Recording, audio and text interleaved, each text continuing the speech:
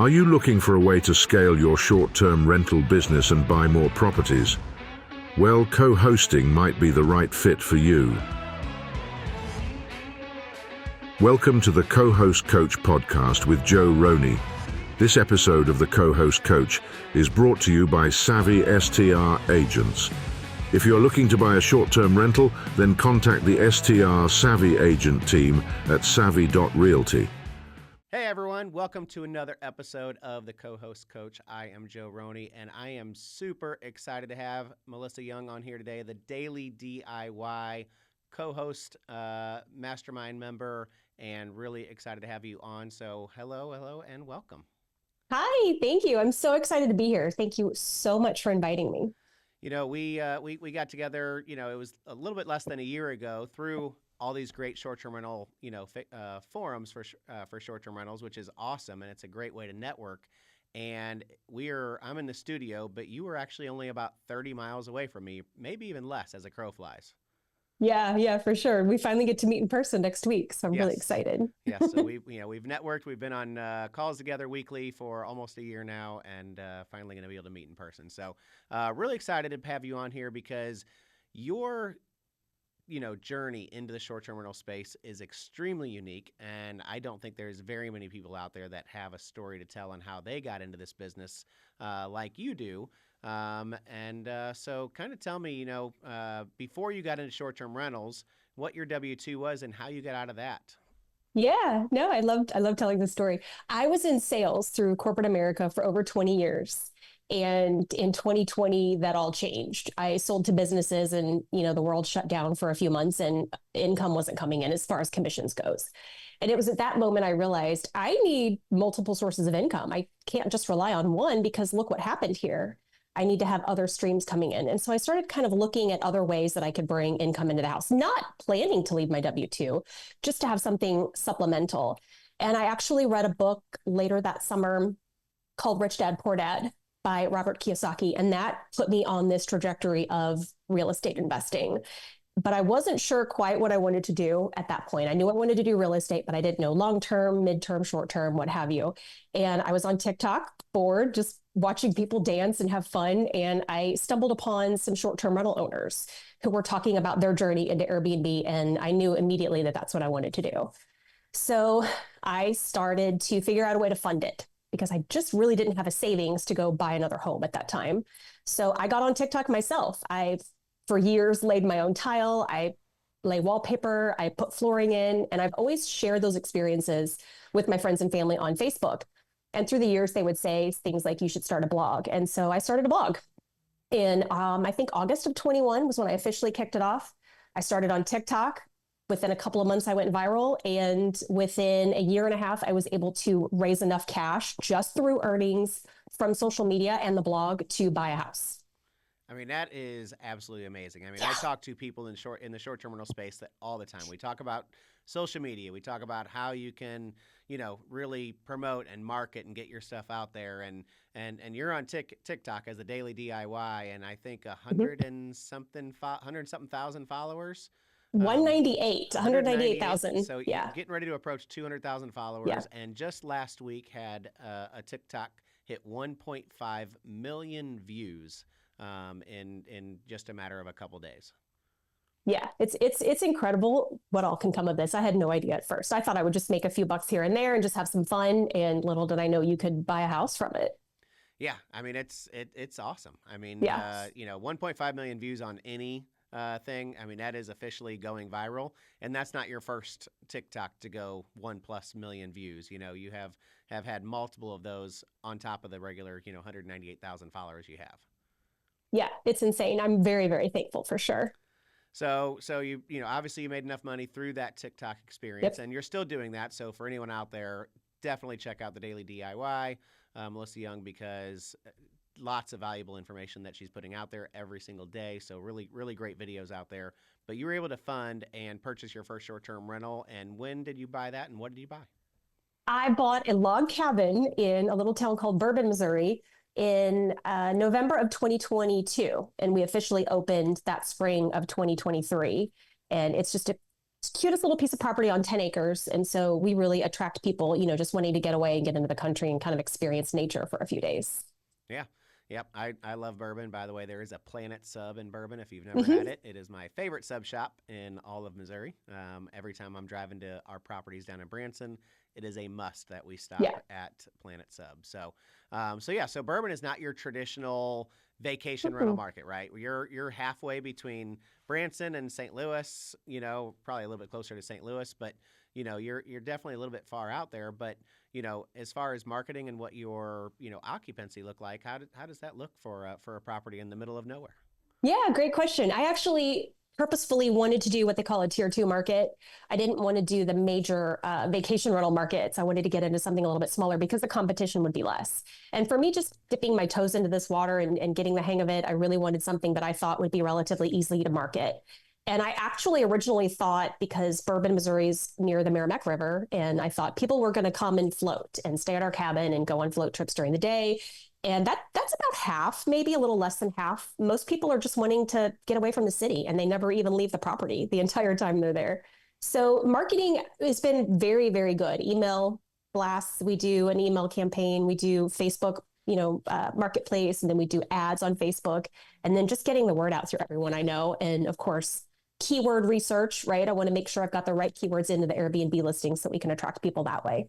Yep, I think that's been, you've been on our mastermind for quite some time now, and Mhm. everybody in the mastermind has learned from you on, SEOs and keywords, and especially what you've done in social media, and it's been very, very invaluable. And that's what I love about our community is everybody brings different talents, right? So, it's not all like, oh, we're here to talk to one person and learn from one person. We all learn from each other, and I look forward to our calls every single week because I learned something on almost every call. Same. And in fact, that's why I joined your group, and you came along right at the right time. I did end up leaving my W-2 job last December, and I've been on my own the entire year 2024, and I'm an extroverted person. So for me to be in my house by myself working alone all day every day, it was challenging. It was mentally tough. And so I needed that camaraderie. I needed those coworkers, so to speak, to bounce ideas off of and learn from. And that's what attracted me to your group. I knew I needed to join a group of people that were like-minded so that we could share stories and just really learn a lot. And you mentioned what I've been able to teach the group, but what you guys have taught me has been tenfold what I've been giving back to the group. So it's been amazing. Yeah, no, it's definitely been really good. So obviously you joined the group because you got interested in co-hosting. Yep. So what got you interested in getting into co-hosting? Obviously, this is the Cohost Coach Yeah. podcast, so that's what we really want to talk about. So what got your interest? What intrigued you there? You did. So you and I, connected through an Airbnb owners group on Facebook, and we became Facebook friends. And I just started watching you post about your co-hosting journey and what you were doing. And I've always wanted to scale. I've been looking for a second short-term rental property to own for over a year now and just haven't found the right one. But I just had that itch that I wanted to get into more properties sooner than I could take to find my other one. So that's where co-hosting came in. You had a boot camp that was, I believe you posted about it maybe mid-July, that you were going to have this little 4-week boot camp in August to learn. And I thought, this is my time. So I joined and learned so much. And I have my first client that we're working with right now to get hopefully live by the end of this month in St. Louis.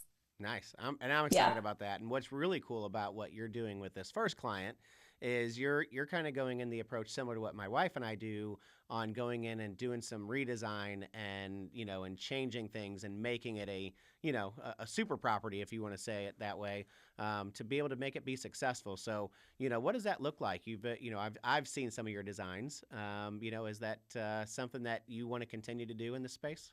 Oh, absolutely. That's the fun part because I'm a creative with all of my social media with the DIY. That's the part I like the most is the creating. So getting to be able to work with the homeowner and get the rooms the way we want to, which she had a great house to begin with. It didn't need a whole lot of work. It just needed some accent walls and some, pillows and some colors to kind of bring it up, because at the end of the day, the photos are what we're selling, right? That's the first thing that people see when they're looking at listings, and those really need to jump off that page. And that's what we're trying to accomplish. Yep. Yep. My motto for 2025 is you can't fit in, you got to stand out, right? So Yeah. that's kind of, everything that I'm pushing for in 2025. And that's exactly what you're doing with these properties. The couple murals you've picked out, the design that you're doing, can't wait for it to actually get done and get live and see the finished product. So where are you at on that process to have your official first property live? How far along? I'm hoping by the end of this month. So we just have 2 more walls to complete and then a few more things to buy and get in place, and then we'll be ready to rock. So I'm really excited. And where's this property at? It is in St. Louis, Missouri. It's actually on Eads Avenue, which is just a little north of 44 and Grand. It's a beautiful neighborhood. Beautiful. Yep. So, it's exciting. So the St. Louis, downtown St. Louis area is a great place to have a short-term rental. I'm actually under a contract with an investor I'm working with from Atlanta that's purchasing one down there. There's new restrictions in St. Louis City. And, that's been one of those scary things over the years. When you get into an urban area, we saw the horror story of what happened in New York. They banned 50,000 Airbnbs in one day, but in St. Louis, they're a little bit more short-term friendly. There is a permitting process. So what did that process look like, and how hard was it to get a permit? It's actually really easy once we were able to get a hold of the right person. So the challenge was the first 2 weeks, just making a lot of phone calls to try to find what we needed to do to get it going. And it was just because it was new. They had just kicked off the new regulations, and really they just weren't prepared, I think, for the influx of calls that were coming. So once we got the right person, we got the application filled out. We had an inspection within, I think, 4 days they were there. The inspector was amazing. He was so nice, told us exactly what he was looking for. And we had the approval that afternoon in the email. That's awesome. Yeah. That's awesome. There are so many investors out there looking to invest in new markets. And obviously you think about St. Louis as like, what is there to do? Well, we have so much in our city. And there's things in our city that I've lived here for 45 years that I've never even been to, but you get the simple things, of course, the St. Louis Cardinals, Anheuser-Busch, we got the Arch, but then there's so many micro towns and little things that happen in our city for people to come here and visit and see. So the vacation rental market is truly a big thing in St. Louis. And I really think that's a great place that you're going to be able to grow your co-hosting space, because there's a lot of owners out there that I think need some help. Yeah, I agree, especially with the new regulations in place, because they're struggling to navigate them. And, one of the rules that they have in place here in St. Louis is you have to have someone local on call 24/7. So for owners who live out of town, they're going to definitely need someone to fill that co-host space to check that box on that application. Yep. And in some cases, you might be able to get your handyman or your cleaner to do that if you're self-managing. But, a lot of people want to be able to, make sure that you have that person. And, no better than somebody that owns and is already in the space. So really excited about that. So obviously, we had a discussion recently about goals for 2025 and what's next and where are you going from here. So first property kind of getting under your belt and getting it live. But what's your goals for 2025? Yeah, so I'm hoping to have 5 properties by the end of the year. That's the goal. 5 that I manage. And then I want to have the second one that I own. So I would ideally love to have 7 that I'm running by December 31st. Yep. And I think that's very doable. There's just like in the big, markets where there's vacation rentals like Panama City Beach where I'm at, there's big property managers. There's obviously big property managers here in St. Louis, and there's a lot of people that need some help because, as we've been going through this process and I'm looking in St. Louis with these investors, there's not a lot of great competition. There's a lot of average properties in St. Louis. So, so if you have an Airbnb in St. Louis and you're one of those average properties and you want to take it to the next level, Melissa would definitely be the kind of person to talk to be able to do that, because that's what it's about. In 2025, like I said, you cannot just fit in, you have to stand out. So super excited about that. So I want to kick back to your TikTok a little bit more, because it's obviously a big part of your business. So how is that, as you continue on in the co-hosting and the short-term rental space? Obviously the TikTok's not going away. What does that look like in 2025? Yeah, great question. I'm actually getting a lot of content out of doing this design with the homeowner and putting up the accent walls. So it's a win-win. We're in there with cameras shooting while we're doing the work, and then I can edit it and throw it on my channel as well. So it's helped us out in more ways than one. Nice. Now, are you editing and putting out your own stuff, or do you have an assistant helping you? No, I do it all right now. I really have a hard time giving that control. So I like to have that. I do have a VA a new assistant starting on Monday to help me do at least all the paperwork pieces for the co-hosting and the properties, so that I can get that off my plate and focus more on the content. And the virtual assistant is amazing because you can push off the stuff that you don't love doing and Yeah. you get to do the stuff that you love doing, and you're really good at the editing because your videos, the reason why they go viral is because they're so amazing, right? I Oh, mean, thank you. they're edited well, they have great graphics, they get to the content quickly, they're not boring, so so that's the reason why you're going viral, because you put together. So the last thing you want to do is have somebody else take care of something that's going that good. Right. Yeah, Right. I agree. It is tough though. I think I could put out more content if I could give up some of that control, but it is what it is. So one of the things that people ask about when it comes to creating content, and I'm part of a Builders of Authority mastermind, and we talk about creating content and posting, consistently all the time. How many hours a day are you working on, not just videoing and Hmm. then editing and actually doing a full-time TikTok business? How many hours are you putting in for that? I mean, you really can't quantify it per day because I could do an entire project on a Saturday, and then that could give me enough content for the entire week. So if you look at it, maybe over the course of the week, I'm probably putting in about 25 hours right now. By the time you come up with the concepts, do the actual work, edit it, and put it out there. But then there's the back end too. You have to respond to comments and answer questions and engage on that. So then that's what I'm doing at night. Yep. Yep. Yeah. And for you to go viral and get the amount of Hmm. people, you got to have that extra, talking to. They want to hear from you. They want to ask you questions, or sometimes it's just responding to, them saying, wow, that was great. Thank you. So, but I think that's awesome. I mean, there are not a lot of people that have, you think about it, there's a lot of people that have gone viral on TikTok, but the amount of people that try is very, very small. The amount of people have actually gone viral. So, I mean, that's huge for what you've been able to do and be able to grow a whole new business because of it. I think most people just give up too soon. You have to be consistent and really stay at it, and it takes a while before you're found. But once you do and you take off, it can be amazing. But I hate to scare people. I don't want people to think if I'm going to get into this space, I have to spend 25 hours a week. You really don't. A lot of the DIY work that I do, I was going to do anyways. So I'm counting that in those hours. Even though if you were to just like to be on the beach and do your videos as you're walking, you're kind of killing two birds with one stone, right? You're taking Yep. your walk, you're doing your little talk and putting it out there. So a lot of people can make content in as little as 5-10 minutes. Yep. Yep. I think the important part is to schedule it. And that's what I haven't done a good job over the Yeah. last 30 to 45 days, is scheduling that time and putting that content in place, because, you have so many hours in a day. There's lots of things that go on the plate. So, being able to do what you've done, leave a W-2 job just for TikTok, and then now get ready to grow a co-hosting business it's pretty remarkable. And I definitely think have absolutely crushed it. So. Thank you. It's crazy until you just said that moment, it hadn't really hit me. I did leave my job for TikTok, but Yeah, it can happen. You left a career. It's not like Mhm. it was just a job. You left a career to grow a TikTok business, or grew a TikTok business so you could leave a career, and now you're growing another business, actually multiple businesses, because owning your own short-term rental and co-hosting are two different businesses. So now you're looking at three streams of income Yeah. and growing.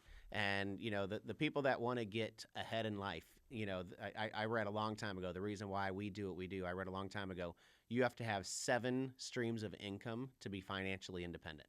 Now, that could be 7 different properties, but it could be 7 Yeah. different businesses, right? So, I mean, you are definitely well on your way to getting there, and been proud to see you do what you're doing, and proud to have you on our team. So I appreciate you coming on my podcast and sharing your story today. Thank you so much.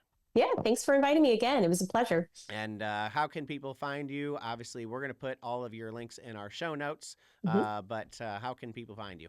Yeah, I'm on all the socials, YouTube, Facebook, TikTok, or my website, thedailydiy.net. If you go there, that'll link everything out.